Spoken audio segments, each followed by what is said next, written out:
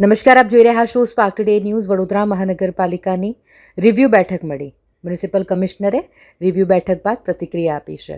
દર મંગળવારે મળતી આ રિવ્યૂ બેઠક વડોદરા મહાનગરપાલિકાની વડી કચેરી ખાતે યોજાઈ હતી, જેમાં અલગ અલગ કામો બાબતે રિવ્યૂ લેવામાં આવ્યા અને જરૂરી સૂચનો કરી કામગીરી ઝડપથી પૂર્ણ થાય તે દિશામાં સૂચન કરવામાં આવ્યા છે. આ બાબતે મ્યુનિસિપલ કમિશનર દ્વારા બેઠકમાં તમામ વિભાગના વડા કે જેઓને જે જરૂરી સૂચનો આપવામાં આવ્યા છે તેમના વિશે માહિતી આપી હતી. પાણીની સમસ્યા મહદઅંશે પૂર્ણતાના આરે છે તેવું તેમનું કહેવું છે. જ્યારે ડ્રેનેજ બાબતે ઝડપથી કામગીરી કરવા પણ સૂચના આપી દેવામાં આવી છે. વરસાદના કારણે અટકી લાજવાથી આવતી 50 mlની લાઇન પાણીની જે છે તેની કામગીરી પણ શરૂ કરી આવનાર 15-20 દિવસમાં શહેરમાં પાણી પહોંચે તે દિશામાં પણ પ્રયત્નો હાથ ધરવામાં આવ્યા છે. આજે ખાસ કરીને સૌથી પહેલાં વડોદરા શહેરનું આપ જાણો છો કે કોમ્પ્રિહેન્સિવ મોબિલિટી પ્લાન અમે બનાવી રહ્યા છીએ. એટલે આવનારા દિવસોમાં વડોદરા શહેરની અંદર પબ્લિક ટ્રાન્સપોર્ટને વધારે વેગ આપવા માટે જે નિર્ણયો છે અને ક્લીન મોબિલિટી અને ગ્રીન મોબિલિટી ઉપર જવાનો જે નિર્ણયો છે, રોડ્સને કેવી રીતે ડિઝાઇન કરવી, આઇકોનિક રોડ્સ ક્યાં ક્યાં બનાવી, હેવી વ્હીકલ મૂવમેન્ટને કેવી રીતે રેસ્ટ્રિક્ટ કરવાનું, આ બધા ઉપર ચર્ચા કરવામાં આવી છે. આજે ખાસ કરીને સિટી ટ્રાફિક પોલીસના ટીમ, આરટીઓના ટીમ, રેલવેઝના ટીમ, સિટી ઇલેક્ટ્રિક બસના ટીમ, વિટકોસ બસીસ, તમામ એસોસિએશન્સ બધા સાથે મિટિંગ પણ કરી છે. એટલે આવનારા દિવસોમાં વડોદરા શહેરના કોમ્પ્રિહેન્સિવ મોબિલિટી પ્લાન ઉપર પણ ચર્ચા કરી છે. ખાસ કરીને મોટા 2 લોજિસ્ટિક્સ પાર્ક, જે મોટા ટ્રકો સિટીની અંદર આવનારને પ્રતિબંધ મૂકવા માટે 2 લોજિસ્ટિક્સ પાર્ક્સ અમે સાઉથ અને નોર્થમાં સિટીમાં વુડા લિમિટમાં કરવા માટે નક્કી કર્યું છે. આવનારા દિવસોમાં જીએસઆરટીસી સ્ટેશનને પણ હેવી પબ્લિક ટ્રાન્સપોર્ટ પાર્કિંગ અને ડ્રોપ પોઈન્ટ માટે ડુમાલ ચોકડી અને જાંબુઆમાં 2 મોટા જીએસઆરટીસી સ્ટેશન્સ પણ કરવા માટે જીએસઆરટીસી તરફથી લેન્ડ શોધવાની પ્રક્રિયા શરૂ કરી દેવામાં આવી છે. આવનારા દિવસોમાં આપ જાણો છો કે ઇલેક્ટ્રિક બસીસ સિટીમાં 30 બસો શરૂ થઈ ગઈ છે અને નવા 20 બસીસ પણ આવી ગયું છે. એને ટૂંકા સમયમાં અઠવાડિયાની અંદર આ 20 બસીસને પણ શરૂઆત કરીશું. એટલે 50 સિટી ઇલેક્ટ્રિક બસો શરૂ થઈ જશે. સાથે સાથ બાકી 130માંથી 80 બસીસ છે એ વિધિન ઓગસ્ટ મહિના પણ આવી જવાના છે. એટલે 130 બસીસ કમ્પ્લીટ ટ્રાન્સફોર્મેશન ઇલેક્ટ્રિક બસનું અમે કમ્પ્લીટ કરી દઈશું અને બાકીના 120 બસીસ છે એને પણ આ વર્ષ લાસ્ટ દરમિયાન સિટીમાં લાવવાની નક્કી કર્યું છે. સાથે સાથ નવા બસ સ્ટોપ્સનું પણ અમે પ્લાનિંગ કરી રહ્યા છે. ઇલેક્ટ્રોનિક બસ સ્ટોપ્સનું પણ પ્લાનિંગ કરી રહ્યા છે. નવા રેવન્યુ મોડલ્સનું પણ કેવી રીતે કરવી એ પણ પ્લાનિંગ કરી રહ્યા છે. આજે બુલેટ ટ્રેન હાઈસ્પીડ કોરિડોરની બહાર સ્ટેશન એરિયા ડેવલપમેન્ટ કેવી રીતે હોવું જોઈએ એના ઉપર પણ ચર્ચા થઈ છે. ત્યાં સિટી સ્ક્વેર કેવી રીતે કરવાનું છે, કયા આધારે કરવાનું છે, એનું પણ ડિઝાઇન્સ અત્યારે ચર્ચા કરવામાં આવી રહ્યા છે. આઇકોનિક બ્રિજેસમાં જે ક્રોકોડાઇલ બ્રિજ છે, સુસેન બ્રિજ છે અને આવનાર જે 13 બ્રિજની પ્લાનિંગ ઉપર પણ ધીરે ધીરે પ્લાનિંગ શરૂ કરી દેવામાં આવી છે.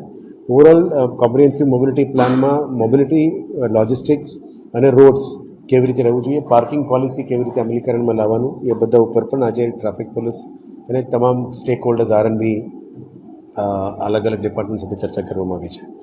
સાથે સાથે અત્યારે વરસાદના સાથે ફિલ્ડમાં રોડ રિપેર, પેચવર્ક, ડ્રેનેજના કમ્પ્લેન્ટ્સ, પાણીના કમ્પ્લેન્ટ્સ બધાને નિકાલ કરવા માટે જે યુઝ્યુઅલ રૂટીનમાં અમને કરતા હોય છે, હવે પાણીનું કમ્પ્લેન્ટ્સ ઓછું થઈ ગયું છે. ડ્રેનેજનું નિકાલ અને ઢાંકણાઓની રિપ્લેસમેન્ટ્સ અને વરસાદના સાથે સાથે રોડ રિપેર્સની કામગીરી ઉપર ભાર મૂકવાનું નક્કી કર્યું છે.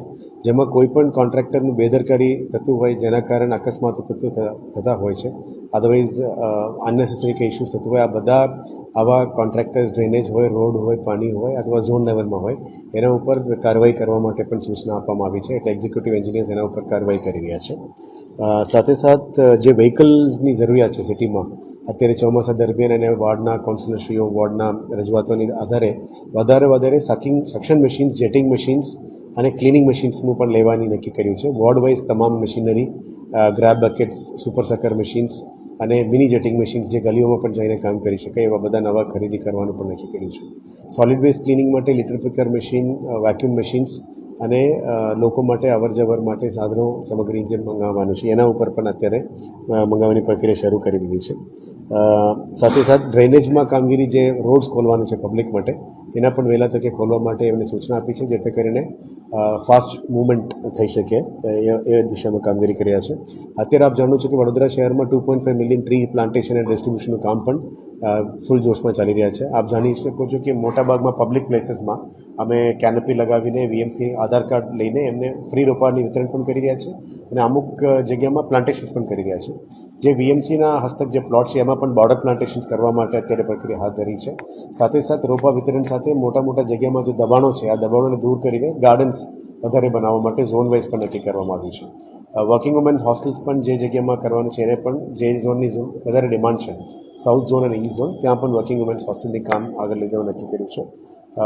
એક આખો દિવસ બિલ્ડિંગ્સનું રિવ્યૂ કરવામાં આવ્યું છે, જેમાં ફાયર સ્ટેશન, નવા વીએમસી ઓફિસ, ઓડિટોરિયમ, લાઇબ્રેરી, સ્ટેડિયમ્સ, આ બધાનું ડિઝાઇન્સ પણ ઓલમોસ્ટ ફાઇનલ થઈ ગઈ છે. આચારસંહિતા પછી જે પણ સ્ટેન્ડિંગ કમિટી આવશે, બધામાં આપણે નવા દરખાસ્તો મોકલીને એને પાસ કરવાનો પ્રયત્ન કરીશું, જેથી કરીને અબાવ ગ્રાઉન્ડ જે ઇન્ફ્રાસ્ટ્રક્ચર જોઈએ, લાઇબ્રેરી હોય, ઓડિટોરિયમ હોય, અદરવાઇઝ ઓફિસીસ હોય, તમામને પણ વડોદરા શહેરમાં વેગ મળશે. સ્ટ્રીટ લાઇટને પણ સૂચના આપી છે કે જે જગ્યામાં અત્યારે વરસાદના કારણે ડાર્ક સ્પોટ્સ છે, આ તમામ ડાર્ક સ્પોટ્સમાં વધારે સ્ટ્રીટ લાઇટ મૂકીને વધારે રોશની પણ કરવાનું કીધું છે. અને વડોદરા શહેરમાં રાત્રિમાં લક્સ લ્યુમન પ્રકાશ વધારવા માટે, જેથી કરીને દીકરીઓ અને સલામતી, વડીલોની સલામતી માટે કંઈ ટ્રાફિક એક્સિડન્ટ્સ ના થાય એ દિશામાં કામગીરી કરવાનું પણ કીધું છે. અત્યારે એપીએસ બધા બરાબર ચાલી રહ્યા છે. હવે આ 125 MLDમાંથી 50 MLD પાણી સિટીમાં લાવવા માટે જે મહેનત છે, વચ્ચે 3 દિવસ વરસાદના કારણે રોક્યો હતો, હવે તેને વેગ આપીને આવનારા 15-20 દિવસમાં એને પણ પૂરું કરવાનો પ્રયત્ન કરીશું. અને ઝોન લેવલમાં જે પણ પબ્લિક ગ્રીવન્સીસ છે, સીએમ સ્વાગત છે, પીજી પોર્ટલમાં જે કમ્પ્લેન છે એને તાત્કાલિક નિકાલ કરવા માટે સૂચના આપી છે. વિશ્વામિત્રીમાં પણ જે સીએનડી બેઝ નિકાલનું કામગીરી માટે પણ શું થઈ શકે એના ઉપર પણ આજે ચર્ચા વિમર્શ કરી છે.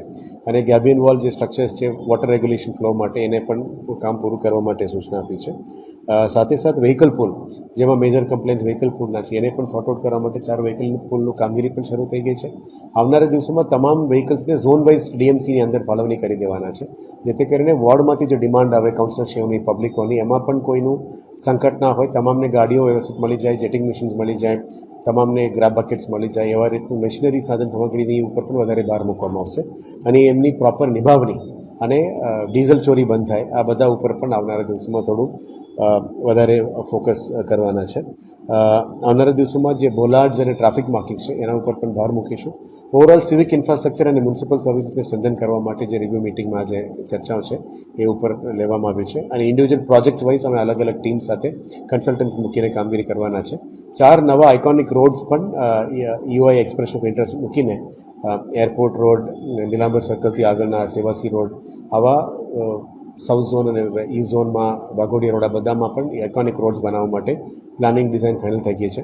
સાથે વિશ્વામિત્રી સ્ટેશન, અમૃત સ્ટેશન વડોદરા અને પ્રતાપનગર સ્ટેશન, ત્યાં પણ આઇકોનિક રોડ્સ બનાવવા માટે નક્કી કર્યું છે.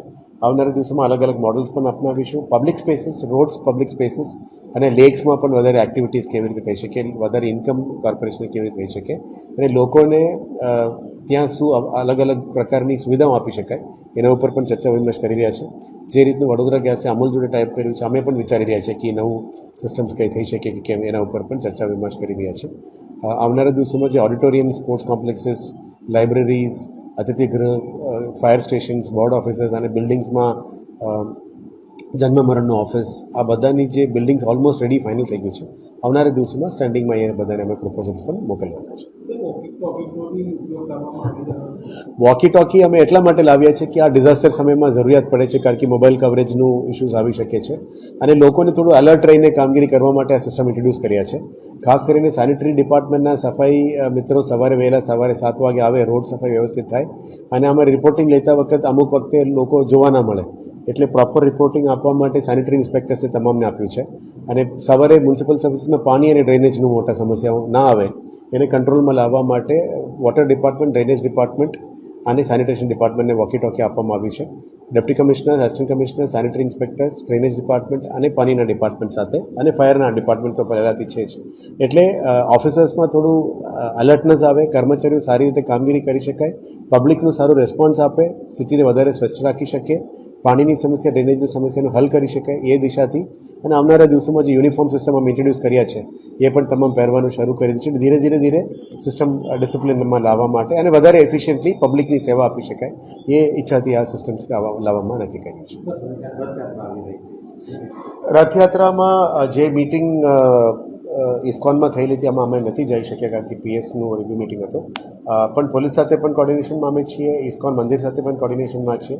જે પણ સૂચનો મંદિર તરફથી રિક્વેસ્ટ આવી છે, પોલીસ તરફથી રિક્વેસ્ટ આવી છે, તમામ કામગીરી અને અહીંયા પદાધિકારીઓ તરફથી મેયરની અધ્યક્ષતાના પણ એક મિટિંગ કરવામાં આવ્યું. આ તમામ કામગીરી રથયાત્રાને લઈને આખું કામગીરી ઓલમોસ્ટ ફાઇનલમાં છે. જે રોડ ટ્રીમિંગ છે, ટ્રી ટ્રીમિંગ છે, વાયર્સનું શિફ્ટિંગ છે, રોડની સમીકરણ છે, બધા કામ થઈ ગયું છે. આજે પણ રિવ્યુમાં પોઝિટિવ ફીડબેક આવ્યું છે. કાલે પણ વધારે અમે મંદિર સાથે અને પોલીસ સાથે પણ એક સંકલન કરીશું. આશા રાખી કે આ વખતનું જગન્નાથ યાત્રા દર વર્ષે જે ભવ્ય રીતે થાય છે, આ વર્ષે પણ ભગવાન જગન્નાથનું કૃપા વડોદરા ઉપર આવે એવા તમામને પણ પ્રાર્થના અને શુભેચ્છાઓ પાઠવું.